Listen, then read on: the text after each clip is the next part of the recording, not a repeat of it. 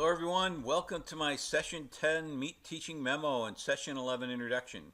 I hope you all are rested and rejuvenated after a 2-week break and are ready to finish the semester strong. Dr. Laura and I had Easter dinner at her parents' house in Schenectady. She has a pretty big family with 4 siblings and 9 nieces and nephews. I thought I would share a picture of the group. You can see Dr. Laura right there.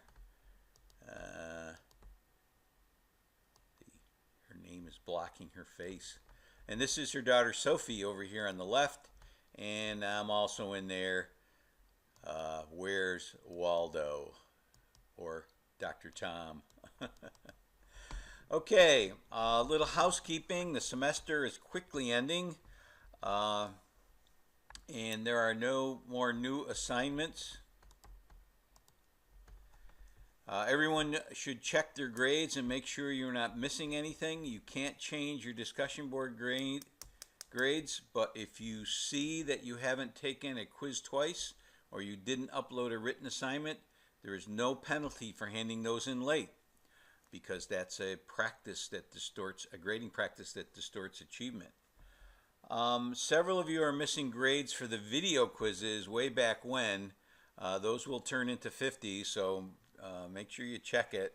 And if you can't take those videos online, you need to go into all videos and watch the videos and send me the answers to the quiz questions. So also, I believe there are several people from the very first discussion board who did not upload their initial post, and I'm not going to grade your discussion board post, so that's going to turn into a 50 even though you completed the discussion board. If you don't upload your initial post, that has to be checked by SafeAssign, and I made that very clear in the very beginning of this course. So those of you, look back in your grades, and if you see a discussion board, the very first discussion board, assessment illiteracy, AI, I think it is, then you need to upload go back into session 1 assignments and upload your your initial post, so I can grade your discussion boards. This session's discussion board is off to a good start, at least in one of my courses, where almost everyone has made their initial post, and discussion is going hot and heavy.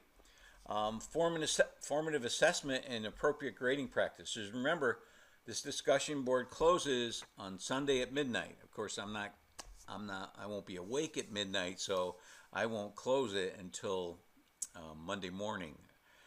So there's plenty of time to get in your 6 posts on 3 separate days. I've graded all your DEJs on Popham's test prep chapter. That took me almost all 3 weeks, but that was good. When I have a lot of time, then you'll notice there's a lot of comments on your double entry journals. So if you go in, check your grade, click on your grade, and you'll see my comments and feedback on your double entry journal. So make sure you do that. So I do the same on your initial discussion board post too. I make some comments, not a lot, but some. And I especially comment on your APA format. One of the interesting posts in the first portion was from Harley, who shared an article, and you can click on it here, and I will click on it just to show you. This is a post about a Canadian teacher who was suspended for giving zeros. So if you read this, it's from the point of a union person who says how disgusting this is. How could this possibly be? We're encouraging students to be lazy and apathetic. Of course, you know how I feel about this. I disagree. Giving zeros doesn't make anybody want to get up and say, "Oh yeah, I'm gonna do that now. I'm gonna really buckle down." Get 2 zeros, and you might as well pack it in, because you can't make those up in most courses. So you can read that. The link is in my teaching memo, so it'll give you a view in opposition to mine. Okay, session 11. This session will continue my exploration of assessment for learning. So we have 2 sessions on this.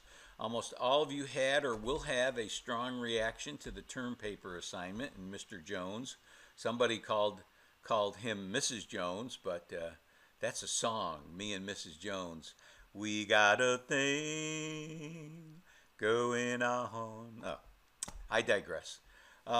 So many of you had similar experiences, and some of you have had those experiences right now. As a matter of fact, I am evaluating a student's is appealed a grade of F, and I am evaluating that grade, and I cannot find any exemplars, any rubrics, or any rationale for how the teacher graded this person. So if you're a teacher and a parent comes in and challenges your grading system and you don't have a clear rubric and a subjective grading criteria, you're in trouble. So I'm not sure how this, I was one of the teachers selected to review this course, and I just wrote back and say, look, I can't tell how this teacher graded. I don't know what you want me to do because there is no rubric and or exemplars or any way of knowing why this person got a 10 out of 20. And there was just some feedback saying, you're some generalized feedback that really wasn't geared or aligned with a rubric. So I once had a student who was referred to the writing center and received no feedback on her writing. This really ticked me off because we were told, if a student is struggling with writing, and usually it's non-native speakers, people who have grown up speaking another language, and it's understandable why they are struggling with some writing, but the writing center should be giving you feedback on how to be better. I'm not sure exactly what's going on there, but I let people know about that. I have pointed several of you to the Emily video, which is another must-watch for everyone. It may appear staged, but it really is a real person, a real student who made a presentation to the school board on the new writing program and the way her teacher, Miss W, teaches writing. So I think it's really important, really eye-opening.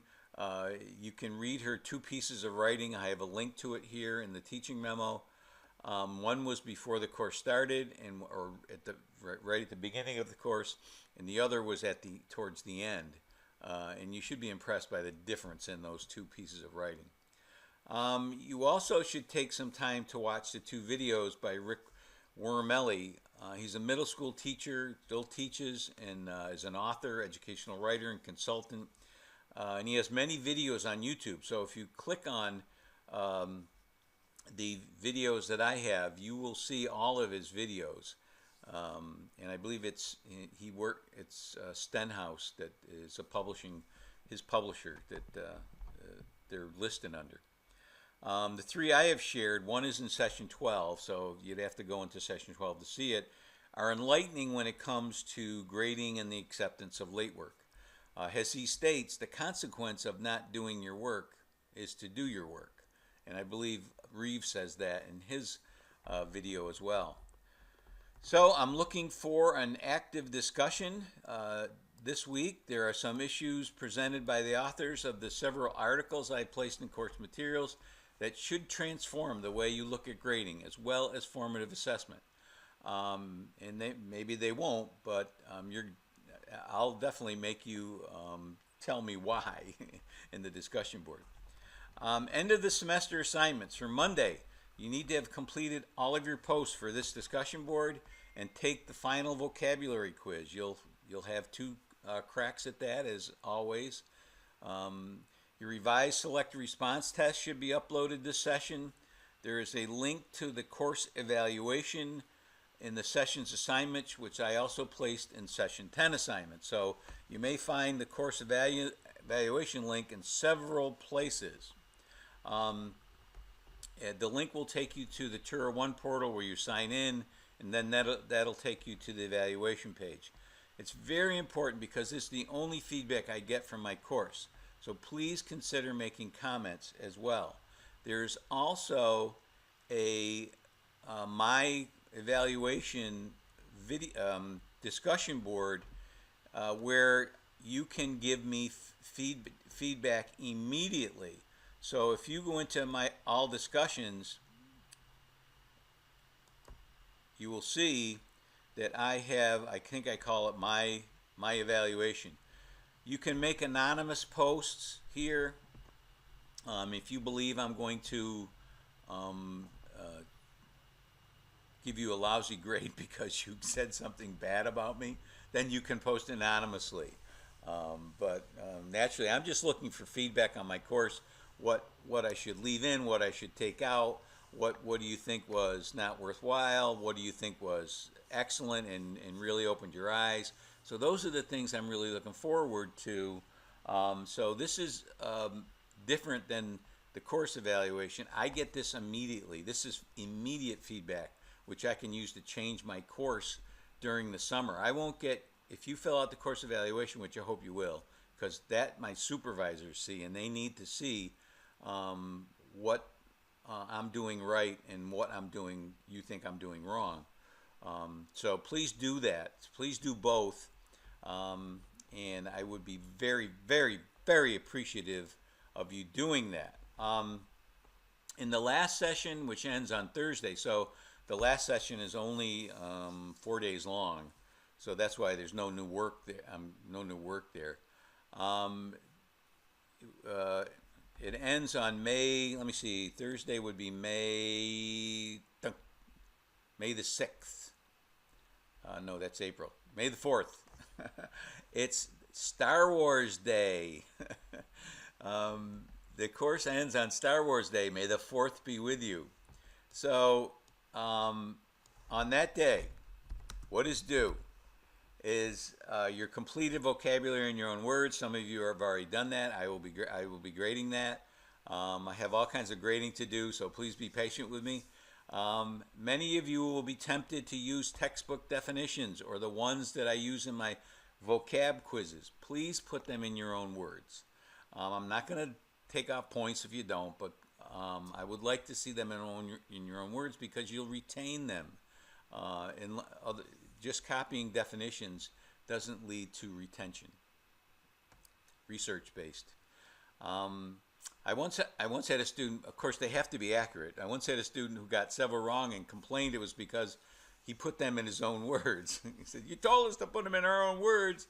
Said, "Yeah, but they have to be accurate. They have to, they have to be able to see that you know what the definition means. So make sure you do that. Finally, you will need to complete the 3-part analytic summary. I have included the rubric below, right here in my, it's in course materials, it's in the assignment, it's in the all rubrics. If you go in and look at the all rubrics, it's there.